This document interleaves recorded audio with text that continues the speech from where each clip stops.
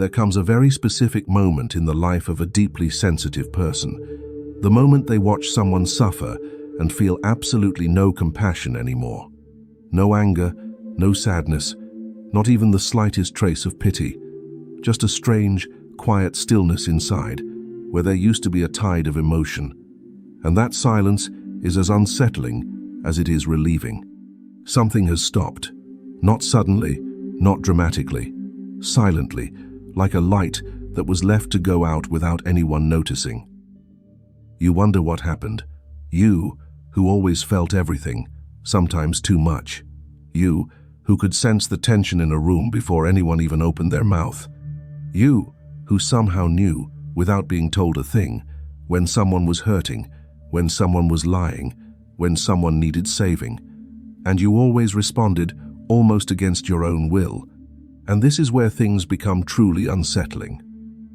You've been through it, haven't you? Those years when you were the emotional backbone of everyone around you, the person people turned to in a crisis, the one who absorbed everything without ever really putting anything down, the one who forgave too quickly, understood too easily, and buried their own pain so it wouldn't add to someone else's. The one who stayed silent, again and again, because everyone else's peace always seemed more important than their own. Until one day, without drama and without any conscious decision, something inside you laid down its weapons. Carl Jung spent his life exploring this inner territory that very few people dare to enter. He understood that when a deeply empathic person reaches this point of silence, it is not a failure. It is not a shrinking of the heart, nor is it a form of cynicism slowly taking root. It is a rare stage in what he called the process of individuation, the precise moment when a person stops building their identity around the needs of others and begins, perhaps for the very first time, to truly meet themselves. What you're feeling is not coldness, it is not indifference, it is something far deeper and far rarer. In this video, you'll discover where this shift comes from, what it reveals about your inner story, and why this moment, which you may have experienced as a loss, as the death of something within you, is actually the beginning of something you've been waiting for all along without ever realizing it. What no one ever told you about your gift. There is something almost no one tells deeply sensitive people. This gift they carry, this ability to feel what others cannot see, did not develop by accident.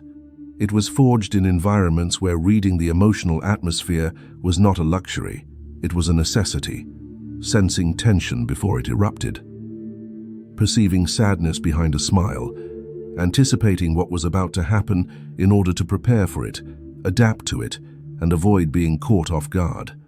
This gift was born from a need for emotional survival, and that origin completely changes what it truly means. Very early on, this gift became a role. No one explicitly assigned it. There was no contract, no conversation. Yet the empath gradually became the emotional center of gravity for the people around them. In their family, they diffused conflicts before they even erupted, carrying tensions that were never theirs to carry. In relationships, they tolerated the unacceptable and excused the inexcusable simply to preserve a connection that was quietly draining them. At work, they became the emotional buffer, the person who absorbed everyone else's stress so that everything could continue functioning normally. And every time they did it, something happened. They received gratitude, recognition, sometimes even love. Little by little, without realizing it, they learned that the more they sacrificed themselves, the more valuable they seemed to become. Giving was no longer something they did, it became who they were. And that is exactly where something begins to go wrong, in a way most empaths do not understand until far too late. What the unconscious never forgets. The empath could see. They saw the patterns repeating themselves, recognized the psychological games, understood what was really happening beneath the words and behaviors, and yet they continued. They continued to give, to forgive, to absorb. So the real question is this: why does someone so aware continue participating in what is draining them? Carl Jung answered this question through what he called projection, an unconscious mechanism through which we attribute to others qualities we hope to find in them, a possible goodness, a future transformation, a potential they may not even see in themselves yet. The empath did not only see the person standing in front of them, they saw who that person could become, and they clung to that potential instead of seeing who they actually were. And in order to sustain that vision, they kept betraying themselves, again and again, sincerely believing that this was love. But throughout all this time, something else was happening in silence. The unconscious was recording everything, every manipulation that was ignored, every betrayal that was minimized, every moment when their sensitivity was used as a tool rather than honored as a gift. None of it disappeared, none of it dissolved through forgiveness. It settled deep inside, layer after layer, in an inner place no one could see, not even them. And then one day, everything shifts. But not in the way people imagine, because it is not resentment rising to the surface. It is not anger trying to break free. It is something far quieter and far more final. The moment everything changes. The breaking point almost never comes after a single conflict. It arrives after a betrayal that strikes something fundamental, an act that, by itself, may not even be very different from the others, but lands on ground that is already saturated, exhausted, no longer capable of absorb anything else. And what happens next is unlike anything the empath has experienced before. They do not explode, they do not scream, they stop, they do not seek revenge. There is only this silence, this strange, complete calm that settles where pain once lived, as if something inside has simply decided to stop. Not through conscious choice, not through strategy, but because the soul too has its limits, and once those limits are crossed, there is no going back. What makes this moment especially painful is not the betrayal itself, it is the realization that comes with it.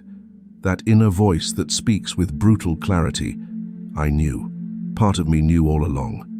And I didn't listen to myself. And that is what hurts the most. Realizing that you participated in your own exhaustion, not because you were weak, but because you learned very early that love required self-sacrifice, that kindness meant staying silent, that your own needs could always wait a little longer, is a very particular kind of pain. A pain that does not seek comfort, a pain that transforms. And it is precisely this inner transformation that will trigger something unexpected in the people around the empath. Something we are about to explore, and something that sheds a disturbing light on the true nature of the relationships they had built. The shadow that protects. Carl Jung spoke of the shadow as the part of ourselves that we learn to reject, not because it is bad, but because at some point in our lives, we concluded that it was incompatible with the love we wanted to receive.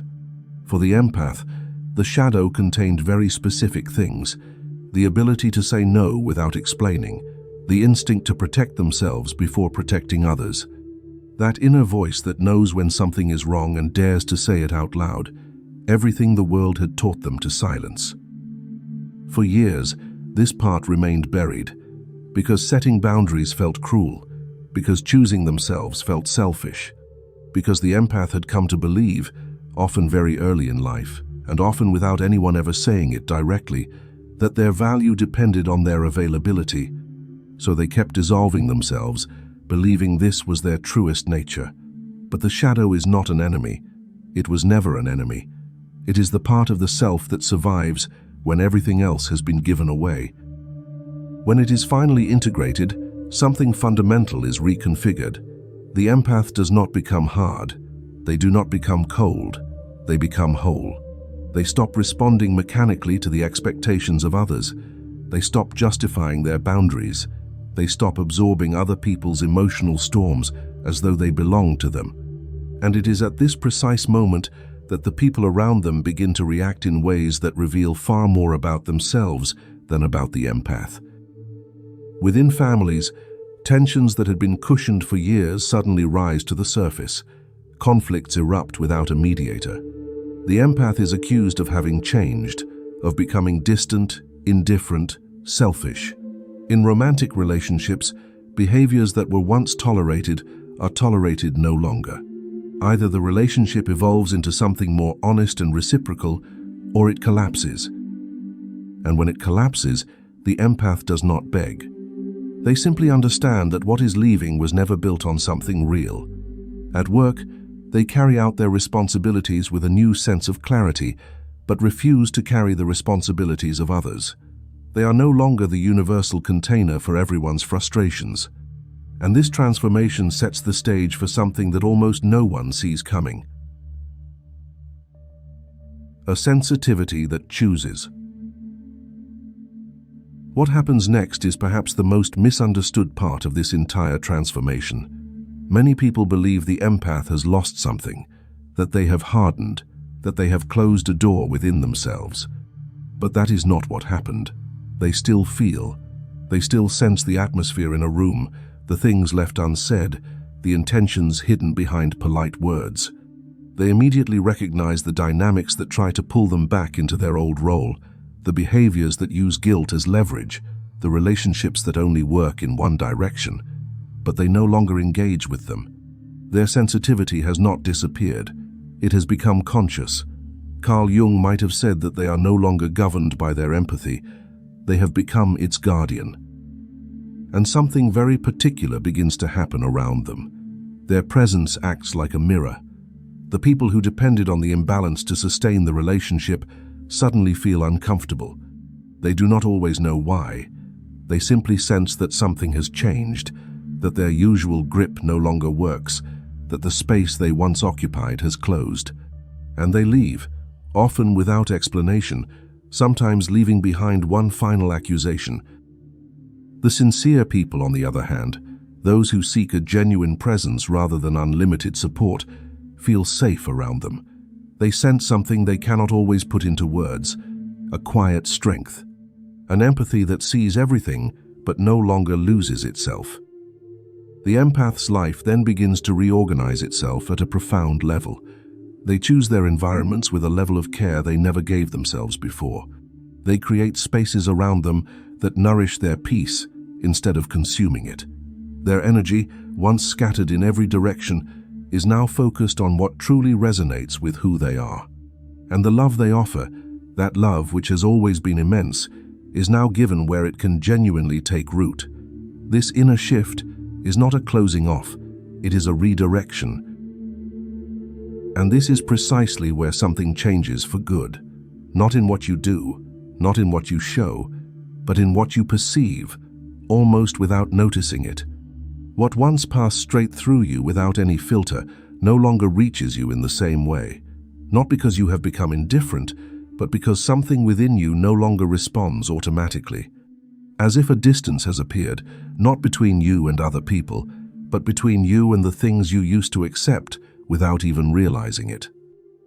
This silence we have been talking about since the beginning may not be an absence at all. It has a particular texture.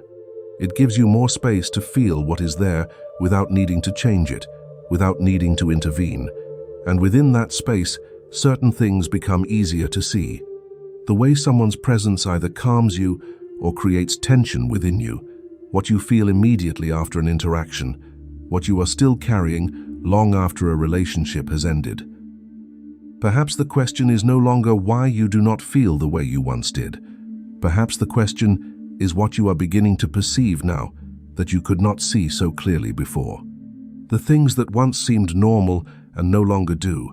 The things you accepted without thinking and now find difficult to ignore, as if your attention is slowly shifting towards something simpler and more direct. And this silence, which you may have mistaken for a loss, could be something else entirely, a space that had never truly been free until now. A place where nothing is demanded of you, where nothing pulls at you, where you do not have to adjust yourself in order to remain connected, not something that needs to be filled. Just something to inhabit without rushing. And you, when did you first begin to notice this shift in the way you respond to other people? And what is it that no longer affects you the way it once did? Let me know in the comments. I read every message carefully. But one final question remains. What becomes of an empath when they no longer need to be loved? The answer is more surprising than most people imagine. Click on the video now appearing on your screen to find out.